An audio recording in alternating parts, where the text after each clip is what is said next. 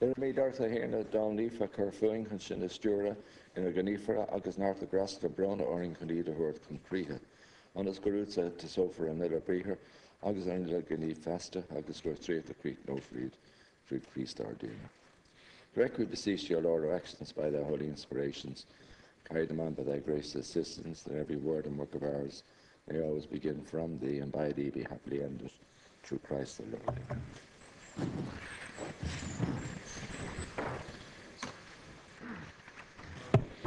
Leaders' questions. I call on Deputy Micheál Martin. Thank you, Ceann Comhairle.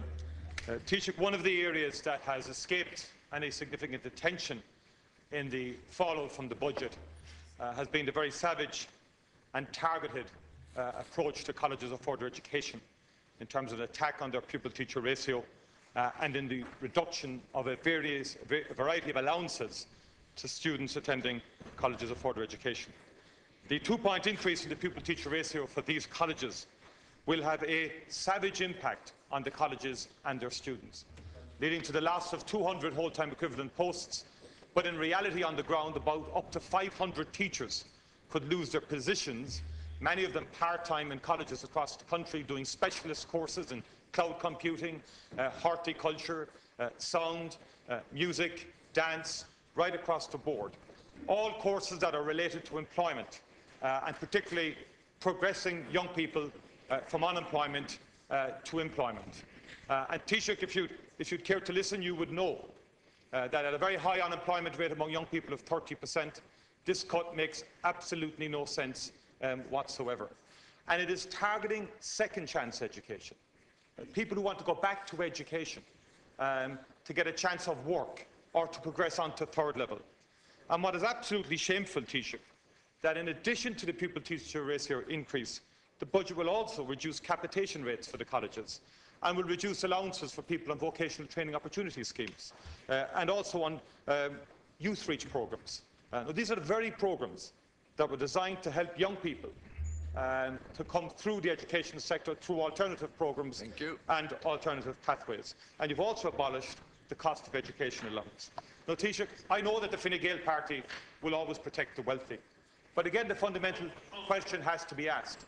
What is the Labour Party now for in government?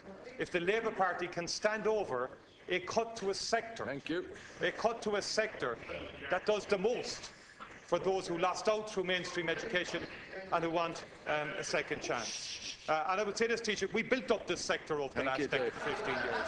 Yes, we did. Absolutely built it up. In terms of grants for colleges and so on, and that hands to the students. Thank you. And Marcia, you may smile. It's not a laughing matter, Minister Howland. It's not a laughing matter, Minister Howland. It's not a laughing matter. It's not a laughing matter for the students who are watching this forum. Thank you. Most you can think about is in terms of the life that they now find themselves in. And it's typical of how out of touch you have become. I want to ask the teacher, will you outline to the House Speaker whether an impact assessment was carried out in relation to the impact of the increase in the pupil-teacher ratio on these colleges and the cuts on these students who are participating on those programmes? If so, will you publish that impact? And if not, will you commit at the very minimum this morning to have such an impact assessment carried out? Your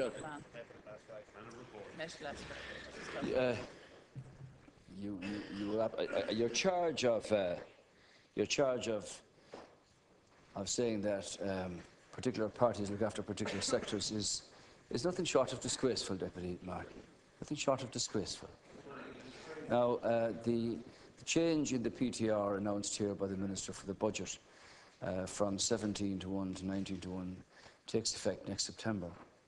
The Minister has already indicated to every VEC and CEO to carry out an impact analysis on what this is going to mean in terms of courses and to report to him. And of course that will be debated fully here in the Dáil and in the Oireachtas. This sector is being maintained. It is an important element of education. The answer to your question is yes. The impact analysis has been requested by the Minister from each CEO and will be reported to him and debated in the House subsequently. Thank you. Deputy Martin. Not yes. You've just answered that he didn't do an impact assessment before he made the cut. You've just now said that he's going to ask all of the colleges or the VECs. But the bottom line is that the principal of Ballyfermot Senior College was on last evening saying 10% of her staff will be cut. Now, Ballyfermot Senior College is a fantastic college that has produced students that have gone all the way to Hollywood in terms of Oscar awards, in terms of animation. Because this sector has been the most innovative of them all in responding to the crisis. And likewise in Coláiste Stefan Nefa in Cork, for example, they're going to lose up to, and the City of Cork VC already are saying they will lose up to 50 teachers as a result of this particular cut. And so what is disgraceful, Taoiseach, is not the fact that I've highlighted this issue this morning, which you were suggesting I had, that's a disgrace that I highlighted, and point out that the Labour Party, which should be protecting the less well-off and those who want to avail of second-level education, should be doing something or standing up for something. That's quite a legitimate point for me to make. But what is not legitimate, Taoiseach, is for deputies to be laughing and guffawing about a very serious cut on students, which will make a difference to their capacity to get to work and to progress in education. And we have numerous examples of students down through the years who may not have come through mainstream education effectively, or indeed went to third level, but these particular courses were labour market related. They were focused on jobs and giving people skills and the capacity to gain jobs in a whole range of areas, and have been very effective and successful. It's another unfair targeting of a sector of society who should be helped and assisted in accordance with the commitments in the programme for government, and not targeted in a very savage way, as you have done, without any thought or any preparation, as you've now just acknowledged. Taoiseach. You never listened, Deputy Martin. But I said that your comment is disgraceful to sectorise any party as looking after a particular segment of Irish society. The party that you lead yourself, from the days of your Galway tent with the millionaires and all the rest of it, you should. That's the comment that I say, Deputy Martin, was disgraceful. It's disgraceful for you to say that comment. Now let's deal with the issue here. The pupil-teacher ratio in secondary schools is 19 to 1. The pupil-teacher ratio in colleges of further education was 17 to 1 and will be 19 to 1 from next September. The issue of devolution of responsibility and authority has been made by this minister to the chief executive officers to make the choices, the nature of the courses, the quality of the courses to be pursued. So the impact, Deputy Martin, the impact of the decision made by the minister is to bring the pupil-teacher ratio of colleges of further education into line with those of secondary schools. And as a former teacher yourself, you will know this, that it's not actually, Deputy Martin, the pupil-teacher ratio that makes the real difference here. It is the quality of the person standing in front of the class. You can produce reports the height of this roof that will show you, but you don't ever listen, Deputy Martin, and that's what has you where you are. And the reason that the most important ingredient of education is parental interest, student interest, and the quality of the teacher and the teaching that's given in the first place. And that's why Minister Quinn has given the devolved responsibility to chief executives officers to make the choices of courses, the nature of courses and all that. And that will be all brought back to him in what has now become regularised, that the PTR in colleges of further education will be the same as applies in secondary schools. And this sector is maintained, is important. But then you never listen, do you? Thank you. Deputy Adams. Deputy Adams. Sorry, if you don't mind, please, I've called Deputy Adams. Thank you. And I want silence for Deputy Adams. Thank you. Deputy Adams. Taoiseach, the Dáil will break tomorrow for the Christmas festivities, and most of us will go back to warm homes and to our families. And we're the very lucky ones. For many citizens, this Christmas will be especially tough because of your government's austerity policies. And the ESRI assessment of Budget 2013 confirms that once again the poorest have been hit hardest. But it isn't just those who are on the margins who are wee brew. The lower and middle income families are not being protected by your government. And this morning we have news at the Bank of Ireland in which the state has a 15% share and which has received nearly 5 billion of the citizens' money. is to hike credit card fees by up to 4%. Now, this is a bank, and it's just cashing in on people when they're most stretched at Christmas time. And surveys by the credit union movement, you will know, indicate that people can take up to 6 months to repay Christmas spending. And many people out there are stuck in the mire, struggling to pay back debt accumulated over years. Some people are forced to use credit cards to pay for necessities. I know one woman, I was speaking to her just this morning, who told me she received a letter from the bank telling her that at her current rate of payment, she wouldn't clear her credit card until 2045. So all of this is adding pressure on citizens who are already struggling. So do you agree that the hike in credit card fees is wrong? Have you or your government been in contact with the banks about this? And what steps do you intend to deal with these banks who, through mortgage increases, new income or account fees and credit card fees as announced this morning, what do you intend to do about this? Thank you, Deputy Taoiseach. I understand that the Bank of Ireland announced last October that they intended to introduce a range of increases in interest rates with effect from the 18th of December, which is yesterday and today. The credit card purchase interest rate will increase to 17.8% variable APR. Classic credit card increased to 19.9% variable APR, and the remaining number of personal credit cards increased by 0.7% APR with effect from the 18th of December. And no increase will be applied to the student credit card, no change to introductory or cash advance variable APRs and Bank of Ireland personal credit cards. To be honest with you, Deputy Adams, this bank is owned by private investors with a 15% share by the government. This is an area that is not regulated by government. I can confirm to you, Deputy Adams, that the government are in constant contact with the regulator here in the central bank in order to ensure that the regulator is happy, that he has the facilities and the authority and the power that he needs in carrying out his duties, which are regulation across the financial sector. This is very difficult for many people who have run up huge bills on credit cards. And really, the point where we want to get to, Deputy Adams, is that when our public finances are sorted out and the economy running the way that it should, and the indications yesterday in respect of the economic indicators, that for the first time in a number of years you've had 3 consecutive quarters of growth. And the more we can proceed in that direction, the more competition there will be in the credit card area. I don't like this, but then, as I say, government are in constant contact with the regulator. And as I said to you before, I've written to him on a number of occasions saying that if the regulator considers that he should have more appropriate powers that he so determines in doing his job, government will respond to that. But as I say, Deputy Adams, this is a bank obviously owned by private investors. We want it to be out there in the market.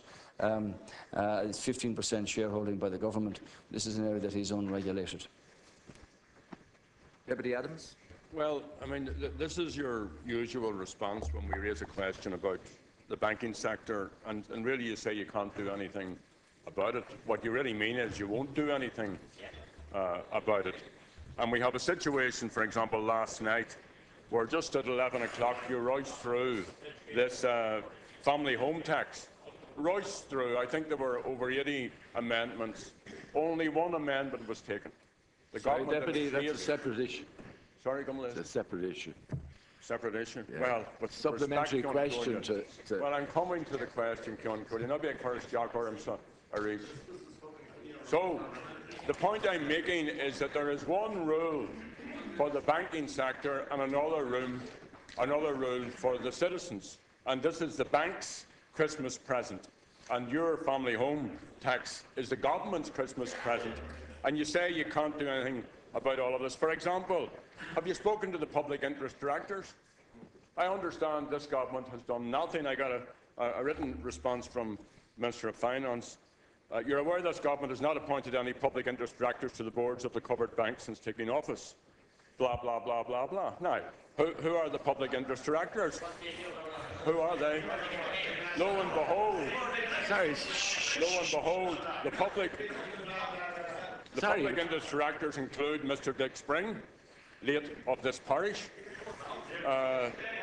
Mr Joe Welsh, late of the Fianna Fáil party, and Mr Ray McSweeney. Now, have you asked these public interest directors who are there to protect the public interest?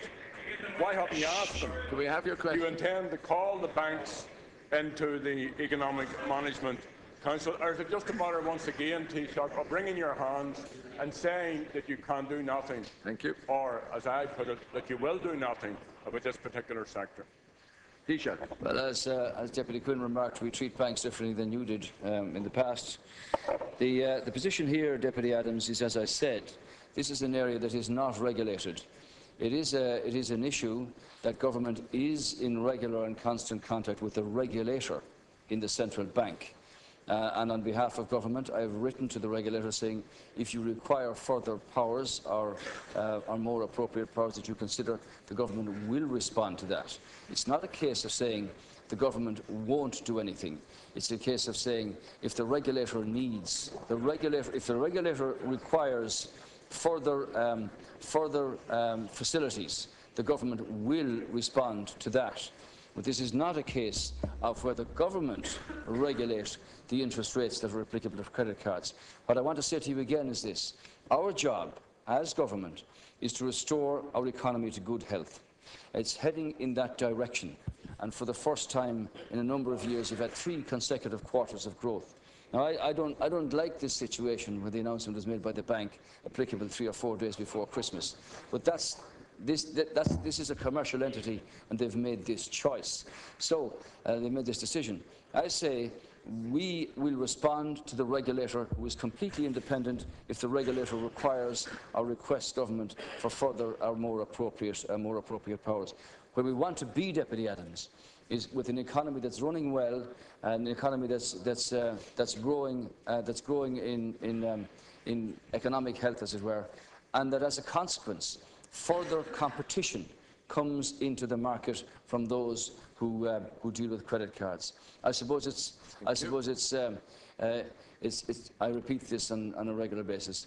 It's not easy for people not to run up bills on credit cards, and it's a well-known fact that some people have run up extraordinary bills on credit cards, and these interest rates are high. And for people, you can advise people not to do that, and yet circumstances dictate that it happens. And clearly the MAB's advice service is well used and is available to everybody in terms of what happens here. But as I say to you, it's not regulated by government. We're prepared to respond if the regulator requires further facilities or what he might consider as being more appropriate powers to himself. Deputy Pringle. Thank you, Cairn-Corda. Taoiseach, the Minister for Agriculture, Food and the Marine yesterday joined European fisheries ministers in Brussels to determine fishing quotas for the next year. This week, the Minister warned that this council is going to be one of the most difficult fisheries councils in years. Ireland has a long history of being treated unfairly in this area, and these threats are nothing new for fishing communities. The EEC effectively strong-armed us into giving away our rights to fish our own waters when we joined the Union. And these negotiations could affect the ability of the Council to agree quotas for mackerel, blue whiting and herring in 2013, and would also affect where Irish fishing vessels can fish next month. If that isn't enough, they are also facing double-digit cuts in many quota stocks, which are vital for the Irish fishing industry.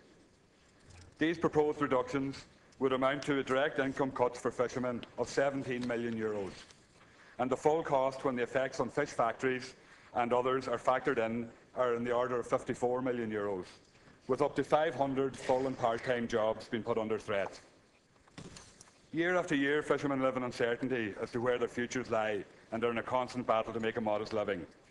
The bureaucracy of the fishing industry on an EU level is taking its toll, not only on fishermen, but on fishing communities and the country as a whole. A fundamental change in EU fishing policy is what is essentially required to ensure the sustainability of our communities in the long term, guaranteeing a fair share for Ireland. Taoiseach, what is your government going to do to support coastal communities that could lose so much in their income?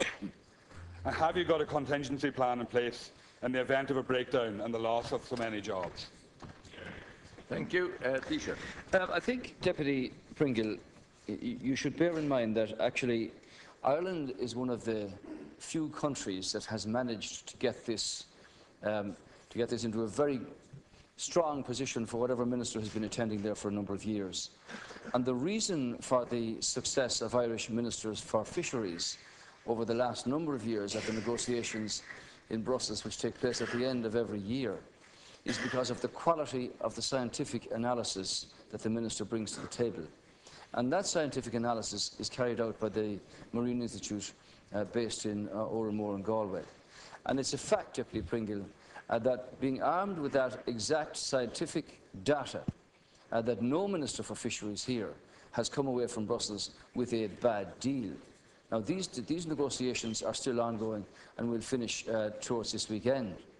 When you ask about coastal communities, we have to have a debate here and an understanding that the level of production that is required and the level of fish that is required based on the extraordinary growth in the world's population and therefore requirement for food across the entire spectrum is an issue that's central to the fishing negotiations as well. And when I see, for instance, that application lodged for a major fish farm development of the Aran Islands of Deputy Grealish's constituency is being heavily objected to, and another possibly to follow off the west coast as well. These matters do need to be considered rationally, because if the figures being projected for growth in jobs onshore are of the order of suggested 500 in cases like this, this will make an enormous impact to coastal communities. And obviously that's an issue that needs to be debated here by the planning authorities in environmental regulations and so on. But it's clear, Deputy Pringle, that over the next 10 to 15 years, the level of fish production is going to be quite extraordinary that will be required, and it won't be got from fishing in the sea, because the levels of fish are not there. So in that sense, what the minister's doing this week is basing his negotiations on the best scientific data and analysis that is available that we've ever had, because of the exceptional quality of that data from the Marine Institute. And I'm sure that Minister Coveney will articulate that very strongly at the negotiations. So while we're all concerned about the fishing industry in general, there are matters that we do need to look at. And I would say, Deputy Pringle, you may have an influence in this yourself, that we should be able to restore the fisheries off the west and northwest coast in the same way as governments in the past did, with the support of the fishing interests in restoration of the Celtic Sea and the fishing boxes that apply there.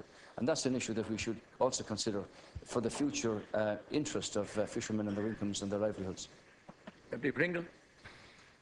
Taoiseach, there is no doubt that the quality of the scientific evidence has improved, and that is aiding us in our negotiations. But the fact is that the common fisheries policy is recognised as a failed policy right across Europe. And focusing on making the best of that failed policy is a zero-sum game for the fishing industry. And what we need is to focus on changing the overall policy totally and getting a fair share for our fishing communities. And there is potential in aquaculture, there's no doubt about that. But there is many, many communities that still depend on fishing and should be supported, and the potential for the economy as a whole is very significant. And we have a situation where countries like France don't even catch their quota in our own waters, yet we can't increase ours. And fishermen end up having to dump more fish than they can actually land because of that situation, and because of the unfairness and the imbalance that is built into it from the historical situation. So I'm asking Taoiseach that the government would consider looking at the policy on a broader basis and attempting to change that historical situation to allow that coastal communities could remain viable into the future. Thank you. Deputy Pringle, that there has been serious overfishing by the Faroe Islands and by Iceland, and this has led for calls by Ireland to, at EU level, to have sanctions imposed here. Now, I think in the context of restoration of fisheries off the coast, we need cooperation here and a strategy and a plan to actually let nature take its course and build up those stocks where fishing can apply, as indeed Minister allowed smaller boats to avail of fishing this year. I'd also say, Deputy Pringle, that despite the very good decision that was made by a previous government in respect of the drift net fishing, Yes, you are. Yes, you are. Yes, you are. Yes, you are. You're listening. You're listening at last. Thank you. Good. Good decision in respect of the drift net fishing. I hear allegations of illegal fishing off the coast of your own county. Whether that be true or not, I don't know. But there is an issue, Deputy Pringle, in respect of the mortality rate among the Atlantic salmon population. And it can't obviously be put down to drift net fishing. And whether it's carbon or whether it's some other issue, there's a need for scientific analysis here. Talking to those who know these things, clearly there are concerns there, as the mortality rate is much higher than it should be. So this is an issue that everybody's got an interest in, and whether it be the development of aquaculture, taking into account environmental sensitivities, the opportunity for economic development and jobs as one issue. There's the restoration of fisheries with the assistance of and cooperation of the fishing interests, and also the scientific analysis that's ongoing. Can we reverse the situation from 35, 40 years ago? Not just now. Would we have defined what Ireland's territorial ownership of underwater ground is, which is 200 million acres out as far as Rockall? And in each occasion, a Minister for Fisheries representing our country has been in Brussels for the last number of years. It is the quality of that scientific data that has stood this country in very good stead. We'll continue with that effort. Thank you. That completes Leaders' questions for today. We now move on to the order of business.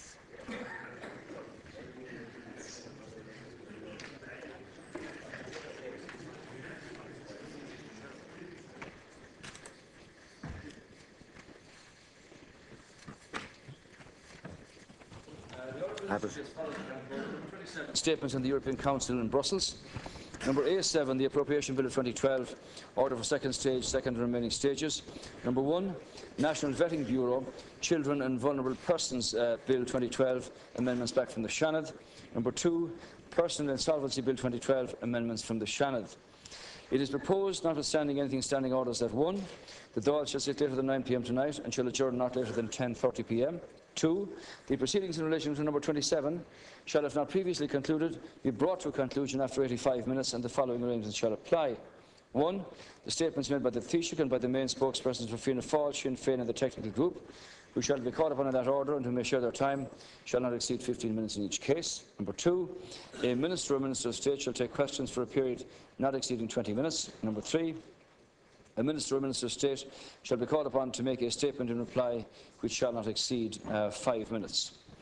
Number 3, number A7 shall be taken today, and the second and remaining stages shall be decided without debate by one question, which shall be put from the Chair, and which shall, in relation to amendments, include only those set down and accepted by the Minister for Public Expenditure and Reform. Number 4, the proceedings in number 1 shall, if not previously concluded, be brought to a conclusion after 30 minutes, and any amendments from the Seanad that are not disposed of shall be decided by one question, which shall be put from the Chair, and which shall, in relation to amendments to the Seanad amendments, include only those set down or accepted by the Minister for Justice and Equality. Number 5, in the event a division is in progress at the time fixed for taking private members' business, which shall be number 93, motion regarding Kehoe is resumed. Standing Order 121, subsection 3 shall not apply, and private members' business shall, if not previously concluded, be brought to a conclusion after 90 minutes. Number 6, the proceedings on number 2 shall, if not previously concluded, be brought to a conclusion at 10:30 p.m. tonight, and any amendments from the Seanad not disposed of shall be decided by one question, which shall be put from the Chair, and which shall, in relation to amendments to the Seanad amendments, include only those set down or accepted by the Minister for Justice and Equality. Thank you. There are 6 proposals to be put to the House. Number 1 is the proposal that the Dáil shall sit later than 9 p.m. tonight and shall adjourn not later than 10:30 p.m. Agreed to? Is that agreed? Number 2 is the proposal for dealing with item number 27, statements on European Council, Brussels. Agreed to? Is that agreed? Number 3 is the proposal for dealing with item A7, second and remaining stages of the Appropriation Bill 2012. Agreed to? Is that agreed? Agreed. Number 4 is the proposal for dealing with item number 1, National Vetting Bureau, Children and Vulnerable Persons Bill 2012, amendments from Seanad. Agreed. Agreed to? Is that agreed? And number 5 is the proposal proposal for dealing with private members' business agreed to. Is that agreed? And number 6 is the proposal for dealing with item number 2, Personal Insolvency Bill 2012. Amendments from Shannon agreed to. Is that agreed? Not agreed.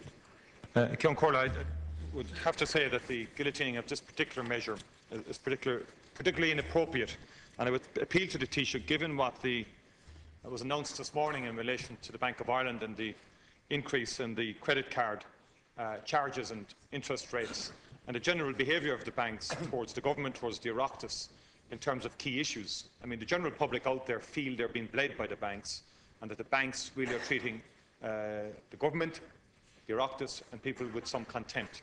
And that I heard you earlier to say that you have written to the regulator that you're in constant contact, but all of that doesn't indicate any movement or any change in behaviour or actions. And the people don't have it in terms of being in a position to deal with the multiple of charges and the tightening of the screw, if you like, by banks in terms of their personal disposable income. And the point I'm making here, Taoiseach, is that in the Personal Insolvency Bill, you are continuing to give a veto to the banks in relation to household debt resolution. Now, we think that's a fundamentally flawed position to adopt. And given how the banks have behaved as latest as this morning, I would appeal to you to give more time to this House to consider these issues with a view to ensuring that banks do not have a veto in resolving household debt issues with clients and with customers, and that an independent office that could arbitrate between customer and banks and whose conclusions would be binding on the banks would be a far more effective route to take. And for those reasons, we are opposing the proposal of the government in relation to the Personal Insolvency Bill and the manner in which it's been proposed to take in this House. Thank you, Gormagat Concordia. Sinn Féin also wants to oppose the imposition of a guillotine on this Personal Insolvency Bill. I mean, we have an example this morning which I raised with you earlier and you dealt with in a very unsatisfactory way. I understand that there could be as many as 245 amendments to be discussed today. Are they not important? You know, this is the government which said we're going to have a new way of doing business and so on and so on and so forth. There are 1 in 4 families in mortgage distress. Now, those people are going to be affected by the family home tax which you rushed through here yesterday. And to give the banks a veto, which is very, very clearly in this legislation, without hearing alternatives, without giving the people here on these benches the opportunity to argue a different case for the Minister and for the government to take on board, I think just treats this institution with absolute contempt. And the only ones who will benefit out of this Personal Insolvency Bill are the very banks that were part of creating the problem a way back. So I would urge the government, you know, clearly you can vote this down. Clearly we can stand up and we can vote against it and we go through this little pantomime that we do all the time. But I would appeal to the Taoiseach to give time to have a proper debate on this issue. Thank you, Deputy Boyd-Barrett.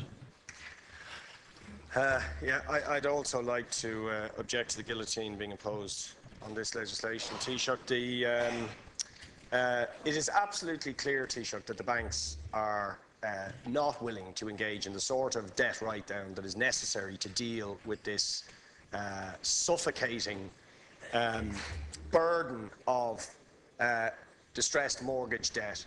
And in that context, there are very serious questions need to be asked and teased out about whether this legislation will actually achieve the aim that it sets itself of dealing with this problem of mortgage distress. And certainly for our part, we do not believe that allowing the banks to have the sort of veto that this legislation gives them will result in the sort of relief that mortgage distressed holders require.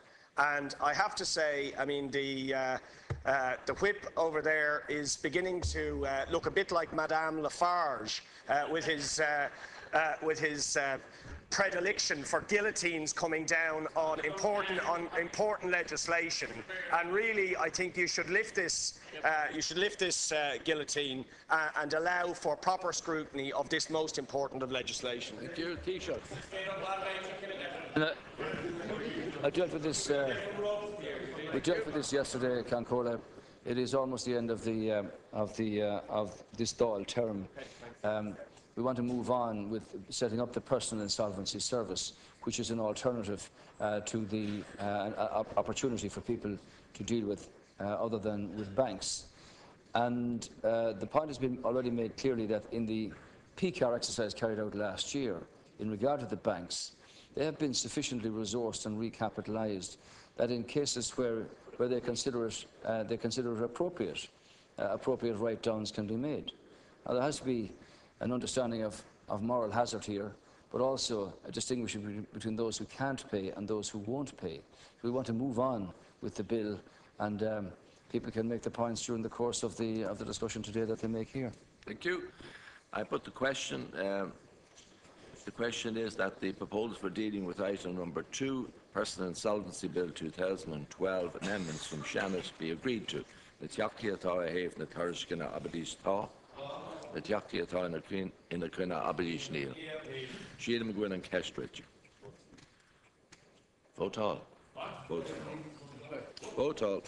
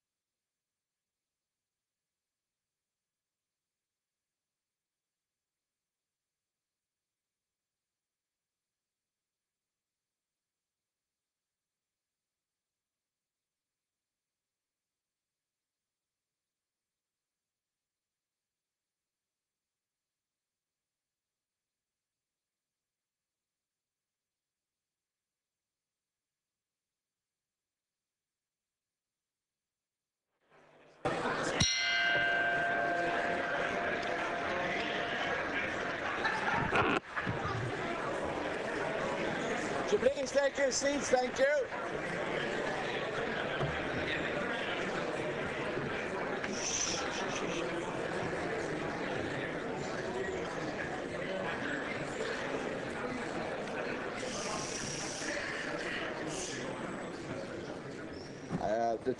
The tellers have requested me to announce to you that it would be very helpful if you took your designated seats. Apparently it's causing a problem when it comes to the counting. Proposal number 6 by An Taoiseach on the order of business. The question is that the proposal we're dealing with item number 2, Personal Insolvency Bill 2012, amendments from Shannon be agreed to, and on that question a division has been challenged. Tellers Thaw, Deputies Paul Kehoe and Emmett Stagg. Tellers Neil, Deputies Micheál Moynihan agus Angus O'Snuddick.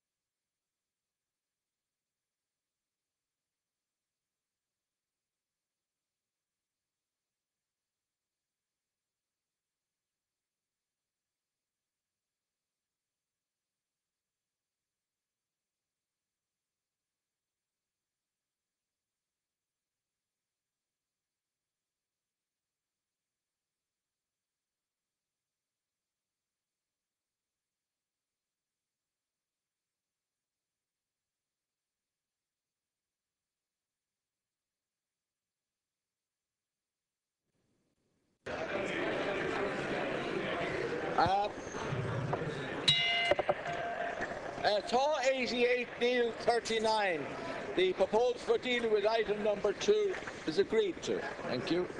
There you are. Thank you. On the order of business, Deputy Micheál Martin.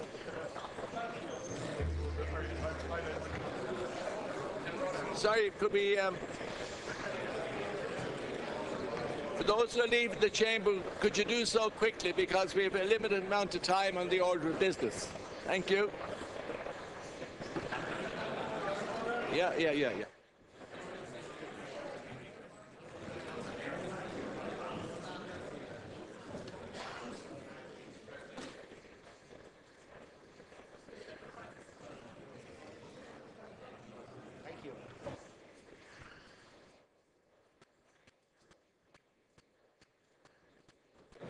Thank you.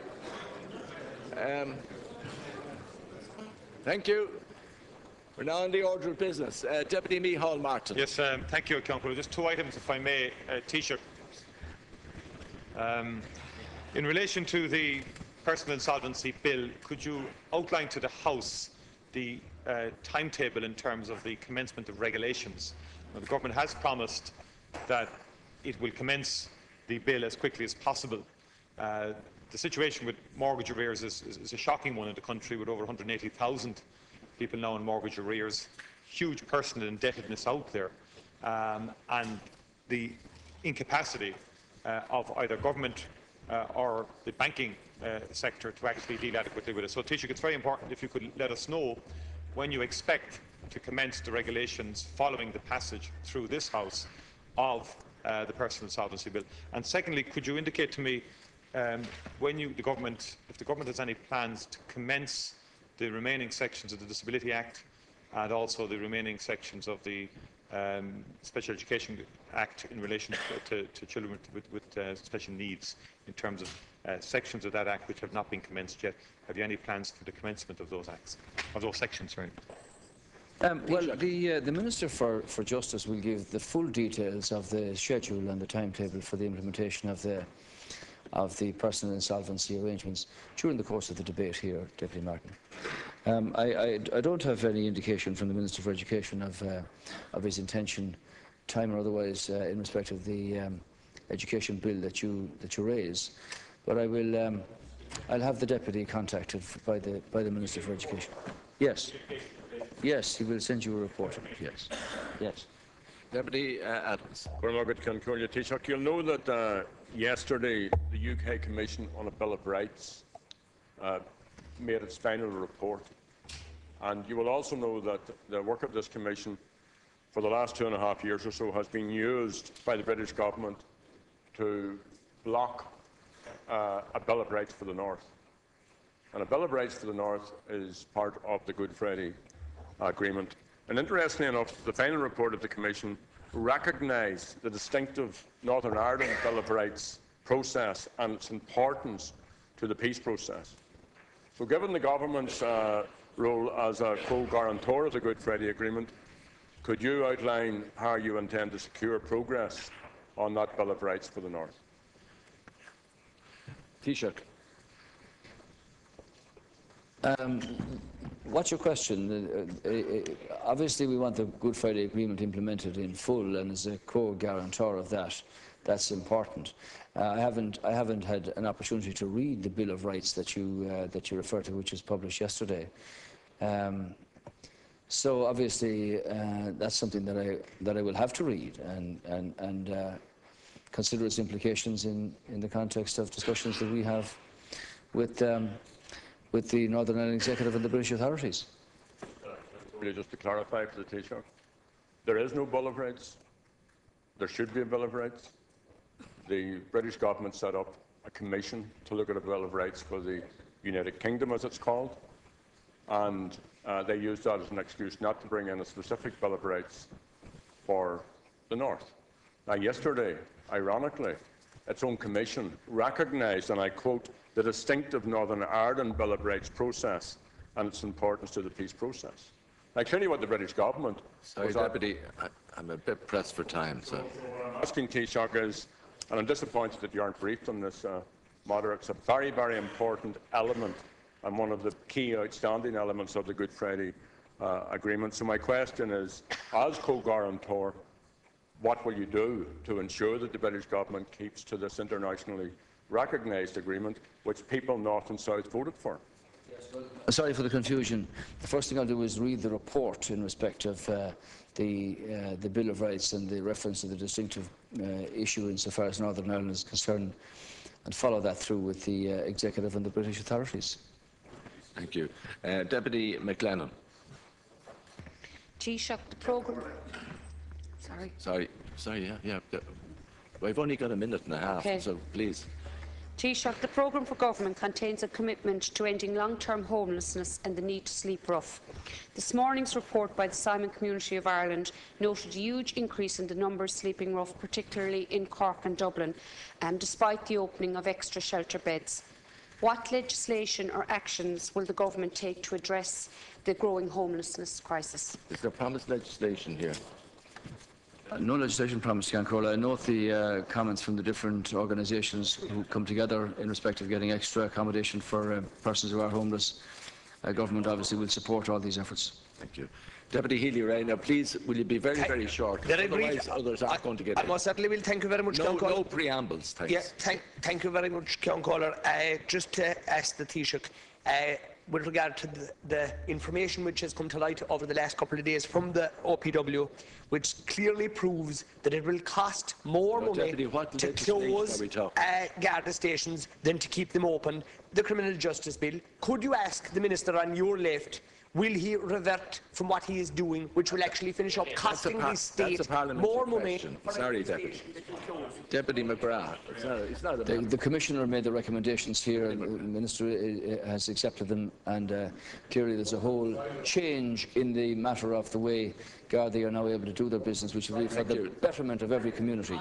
More visibility, more connection, more contact, and therefore greater information.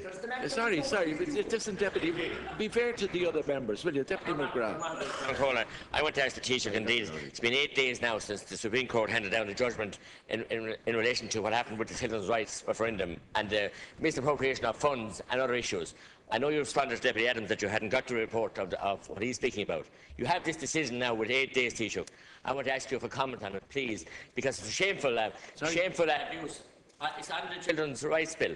It's a shameful abuse of funds and timetable for dealing with it. No. I'm talking about the Supreme Court decision that you wouldn't recognise on the radio one day. You were talking about the High Court. Sorry, that's a matter. Going back to the High Court. Thank you. It's not a matter for the order of business, Deputy. I'm asking under the Children's Referendum Bill. We passed the referendum. You can't ask it under the government took 1.1 million. Children's Referendum Bill. There's a High Court case on this in January, Cancola, and I answered questions on it yesterday. I'm precluded from saying anything that might in any way prejudice that case. Deputy Durkin. Very quickly, Deputy, please.